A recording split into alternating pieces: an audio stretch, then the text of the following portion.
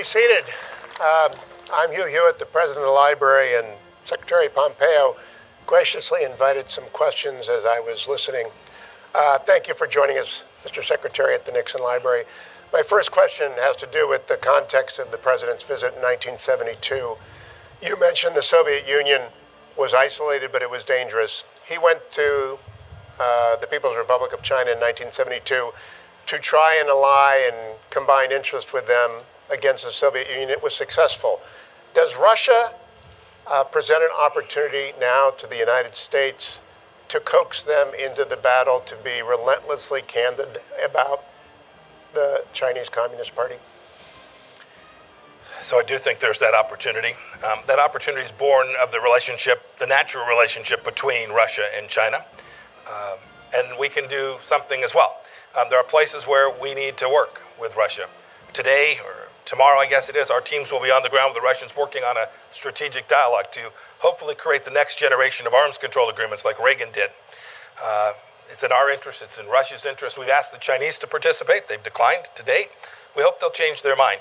It's these kind of things, these proliferation issues, these big strategic challenges that if we work alongside Russia, I'm convinced we can make the world safer. And so I think there is a place for us to work with the Russians to achieve a more likely outcome of peace, not only for the United States, but for the world. President Nixon also put quite a lot of story in personal relationships over many years with individuals. That can lead wrong. President Bush famously misjudged Vladimir Putin and said so afterwards. You have met President Xi often. Is the General Secretary of the Chinese Communist Party someone with whom we can deal on a transparent and reliable basis, in your opinion, based on your personal diplomacy with him? So the meetings that I've had and the meeting that the president we've had, they've been good, frank conversations. He is the most powerful leader of China since Mao. He has also, in many ways, deinstitutionalized the Chinese Communist Party, thus giving him even more capacity and more power. But I think the way to think about it is how I spoke about this today. It's about actions. And so how one evaluates one's counterparts sitting across the table from them is important to think about how you can find common understandings and make progress. But in the end, it's not about what someone says or the agreement that they sign, but are they prepared to lead, to do the things that they committed to? Are they prepared to fulfill their promises? And we've watched this China walk away for their promises to the world on Hong Kong. We watched their General Secretary Xi promised President Obama in the Rose Garden in 2015 that he wouldn't militarize the South China Sea. Google the South China Sea and arms. You'll see another promise broken. So in the end, from my perspective, it's much more important to watch how leaders behave and how they lead than what it is you think when you have a chance to talk to them on the phone or meet them in person. Mr. Secretary, you said this is not containment. I heard that very clearly. I have read the three previous speeches by Ambassador O'Brien, Director Wray, Attorney General Barr, and now listen to you very closely. It isn't containment, but it is a fairly comprehensive, multidimensional, relentlessly objective candor. Is that dangerous in a world that's not used to speaking clearly about delicate subjects? You know, my experience, and I think President Trump's experience too in his life as a businessman, is the best policy is always true candor. Identifying the places that you have a red line, identifying places that you have a real interest, making clear if there's places where you don't, and there's things that you can work on alongside each other. I think the real danger comes from misunderstandings and miscommunication and the failure to be honest about the things that matter to you, because others will move into that space and then conflict arises. I think the world is a heck of a lot safer when you have leaders who are prepared to be honest about the things that matter and prepared to talk about the things their nation is prepared to do to secure those interests. And you can reduce risk by these conversations so long as you're honest about it. So I don't think it's dangerous. I think it's just the opposite of that. You also said, and I'm sure the speech will be known as the distrust but verify speech. When you distrust but verify, that still premises verification is possible. It is still possible to do agreements and to verify them, correct? It is. Yeah, you can still do it. Each nation's got to be prepared for a certain amount of intrusiveness connected to that. And it is not in the nature of communist regimes to allow transparency inside of their country. And so it's been done before. We had arms controls agreements with the Soviet Union that we got verification that was sufficient to ensure that we protected American interests. I believe we can do it again. I hope that we can do this on these. The Chinese Communist Party has several hundred nuclear warheads. This is a serious global power. And to the extent we can find common ground, a common set of understandings to reduce risk that there's ever a really bad day for the world, we ought to do it, and it's going to require agreement and verification. Ambassador Richard Haass, who is now chairman of the Council on Foreign Relations, said very recently, it may have been yesterday, it might have been this morning, I saw it this morning preparing, quote, Secretary Pompeo doesn't speak of China, but of the Chinese Communist Party if there is a China, as if there were a China apart from the party. This is meant to antagonize and make diplomacy impossible, quite a stance for America's chief diplomat to take unless his goal is to ensure diplomacy fails. Is that your goal? Goodness. Where to begin? Here's where I'll begin. It's a bit patronizing to the people of China to make such an assertion that they're not free-thinking beings, that they're not rational people who were given. They too were made in the image of God, right? They have all the capacity that anybody in the world does. So to somehow think that we ought to ignore the voices of the people of China seems to me the wrong approach. It is true. The Chinese Communist Party is a one-party rule state. And so we will deal with the Chinese Communist Party as the head of state for China, and we need to engage in dialogue. But it seems to me we would dishonor ourselves and the people of China if we ignored them. Now, Ambassador O'Brien, whose speech you referenced, put heavy emphasis on the ideology of Marxist-Leninism. It was almost quaint to hear that conversation again. It's gone from our vocabulary. Does the American people, and especially the American media, need to reacquaint itself with what Marxist-Leninists believe because the CCP genuinely does believe it? I always get in trouble, Hugh, when I comment on the media.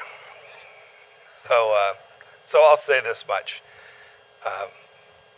For those of us who have lived and seen and observed, there are other Marxist-Leninist nations today as well, and have seen, they believe, they have an understanding, a central understanding of how people interact and how societies ought to interact.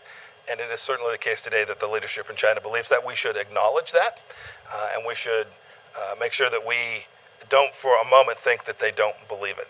That's what Ambassador O'Brien's speech was about. It was the fact, it was acknowledging that they believe it and recognizing that we have to respond in a way that reflects our understanding of the way they view the world. Let's not talk about the American media. I want to talk about the Chinese media for a moment. They are aggressive, to say the least. And right now they are aggressively defending, for example, TikTok. A small question within a large question. Is TikTok capable of being weaponized? Is that an example of what's going on? And generally, Chinese media has become far more aggressive than I've seen in 30 years since I was at the library the first time of watching it. Is that something you've noticed as well? Yes, they're very aggressive. Two pieces to this. One you hit upon. One is I'll describe as their technology media.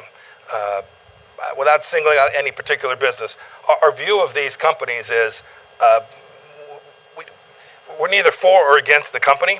We're about making sure that we protect the information that belongs to each of you, your health records, your face, if it's a facial recognition software, your address, all the things that you carry that you want to make sure the Chinese Communist Party doesn't have. We have a responsibility to make sure that the systems that you're using don't give them access to that. And so whether it's the efforts we made against Huawei or the work that we're doing on other software firms, the American task is to protect the American people and their information. The second piece of this has to do with their what I'll call the state-sponsored media of China and their disinformation. You should know, and this is where I am concerned about the American media too. These are state-sponsored media organizations that take their messaging from the Chinese Communist Party each day. When American institutions pick up those storylines and carry them forward, they are in fact propagating Chinese propaganda, and we all ought to be wise to that. There was an editorial in the New York Times yesterday by someone who had a clear view that was antithetical to the American way of life. The New York Times ran it straight up without comment, forwarding, although albeit in the opinion section, but propagating Chinese propaganda. That is That is certainly not instructive when they're telling senators from Arkansas they can't simply talk about America and American freedom in that same media outlet. You mentioned that a lot of corporate America, and you mentioned specifically Hollywood, have got deep intertwinement with the Chinese economy. So I don't want to talk about soft power, I want to talk about soft appeasement. One of my favorite sports figures, LeBron James, falls silent when China comes up. In the new Top Gun movie, the Taiwan and Japanese patches are taken off Maverick's jacket. They're not going to be in Top Gun 2, they were in Top Gun 1. What do you say, not to those individuals, but to everyone who has an American spotlight about their responsibility to be candid about the People's Republic of China? Here's our ask. Our ask is, if you claim that you care about human rights or your social justice or these things, if you make that part of your corporate theology, then you ought to be consistent. And you can't be consistent if you're operating there in China without talking about and acknowledging what the Chinese Communist Party is doing in certain parts of their country, the oppression that's taking place. Look, every business leader has got to make decisions for themselves. They've got to be able to live with the decisions that they make. You highlighted a few. I'd simply ask this. If you run an entity and the United States government were to tell you you couldn't do something, put a particular symbol in your movie or put a particular name on your menu, if we were to tell you that, you'd say, nope, that's not appropriate, and it, of course, would not be appropriate. It seems to me that if you permit the Chinese Communist Party to limit you in that way, it's got to be difficult for you to go home at night. Two more questions, Mr. Secretary.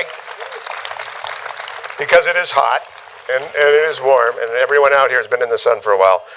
You're a West Point graduate, and as Governor Wilson noted, #1, so this might be tough for you, but we are in, like Athens was a naval power, America is a naval power, and as like Sparta is, China is a land power. Do we not have to change how we approach defense spending to put more emphasis on our naval resources than on our Army resources? Oh, that's tough for an Army guy to say. I know. That's just, you're killing me. Look, I'll leave to Secretary Esper the details of this, but here's what I can say. When President Trump set out our national security strategy early on in the administration, for the first time, we identified China in a way that was fundamentally different than we had done, this isn't partisan, for decades. That was important because that was a signal to all of us, whether it's the State Department or the Defense Department, that we need to reorient our assets. And so, yes, you've seen the Department of Defense to begin to do that. These are big things to turn. These budgets are multi-year. It takes a while. But if you look at how Secretary Esper and President Trump are positioning our military capabilities, not just the tactical, operational, and strategic capabilities, but our cyber capabilities, our space capabilities. If you look at how we're thinking about this and spending resources in year 2, 3, 4, and 5, I think you'll see that our focus has shifted pretty dramatically. It's not to say that our efforts to protect America from terrorism are behind us. We still have work to do there. But I think this great power challenge that presents itself is something that we have recognized, and we begin to make sure that we allocate your money, our taxpayer resources that we have, to the appropriate ends to achieve American security. My last question has to do with a former Secretary of State who was also an Army man, George Marshall. He gave a speech in 1947 at your alma mater, Harvard, in which he called on all the nations of the world to recognize that the world was in crisis and to choose a side. And he assured them in that famous address that if you chose the American side in asserting Europe, you could count on America. So as you make the appeal you did today, not just to Europe, where it's relatively easy to be outspoken, though Norway has found it not to be outspoken, but to Taiwan and Japan and Vietnam and all of the Australia, all of the nations of that region, can they rely on America in the way that people opposing the Soviet Union could rely on George Marshall's assurance in 1947? Undoubtedly. Undoubtedly, Hugh. The only thing I'll say is, this language of pick a side does make sense to me, but I think about picking a side differently than picking America or picking China. I think the sides, the division, the shirts and skins, if you will, is between freedom and tyranny. I think that's the decision that we're asking each of these nations to make. And here's the good news of this. The good news is it does take American leadership often in these cases. To your point, they need to know that America will be there for them. I've seen the tide turn. In just these 3.5 years of our administration, I've watched other nations have less timidity, become more prepared to stand up for their freedoms and for the freedoms of their people. We don't ask them to do this for America. We ask them to do it for their country and for their nation, the freedom and the independence, and to protect the rights of their people. And when we do that and we tell them that America will be there, I'm very confident in the end that this is a world that, with the hard work applied, will become one that is governed by a rules-based order, and the freedom of the American people will be secured. Mr. Secretary, thank you for joining us here today. Thank Please you. join me in thanking the Secretary. Thank you all.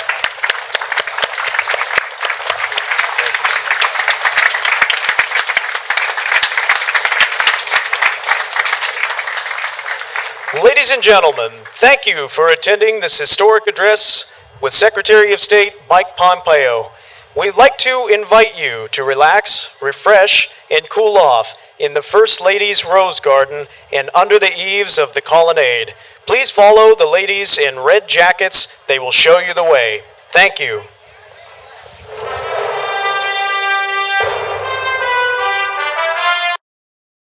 Will become one that is governed by a rules-based order and the freedom of the American Pompeo.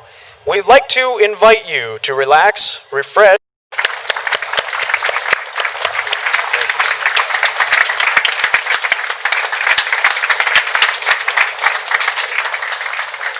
Ladies and gentlemen, thank you for attending this historic address with Secretary of State Mike Pompeo. We'd like to invite you to relax, refresh, and cool off in the First Lady's Rose Garden and under the eaves of the colonnade. Please follow the ladies in red jackets. They will show you the way. Thank you.